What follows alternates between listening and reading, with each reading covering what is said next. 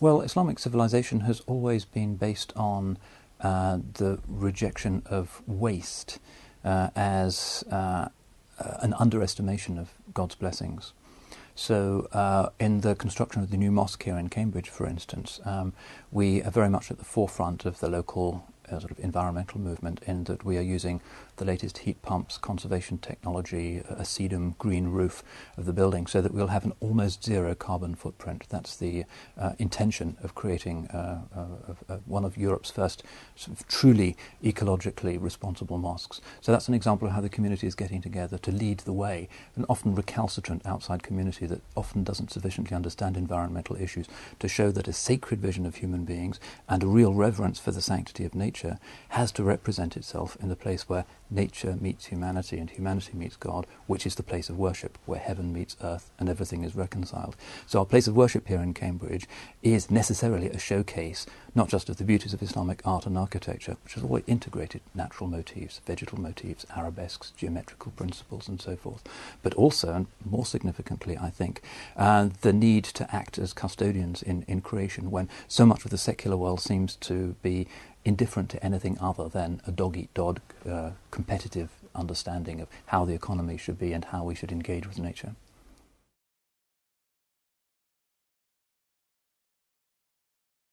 The act of worship in Islam is precisely that reconnection of human beings to the sanctity of the earth. We begin in a standing position and we end in a position of prostration. Our foreheads, the symbol of our human pride, pressed to the earth, the clay from which we originated. Adam, in the Quranic vision, is created out of clay, out of earth. In our basic physicality, we are just another part of the physical world. But what makes us unusual is that we have this capacity to subvert the physical world far more than any other species possibly can, but we also have the capacity to make reparation and to uphold the physical world as well.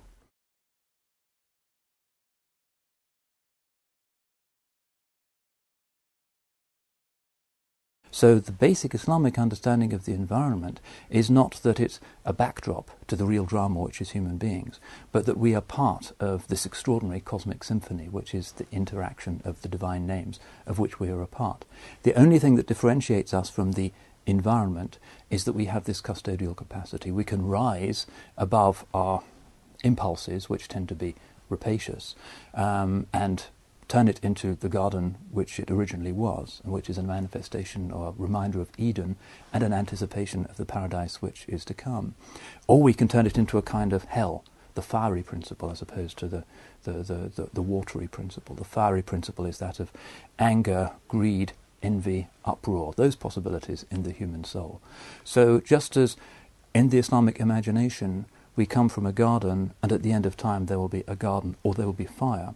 similarly, what we do in our own souls to produce a garden in the soul or a fire of greed in the soul is going to have a knock-on effect because we are custodians in other aspects of creation. So we can turn the world into something that becomes hotter, more greedy, more competitive, more destructive, or we can turn the world into something that is calm, that is garden-like and reflects the divine purposes.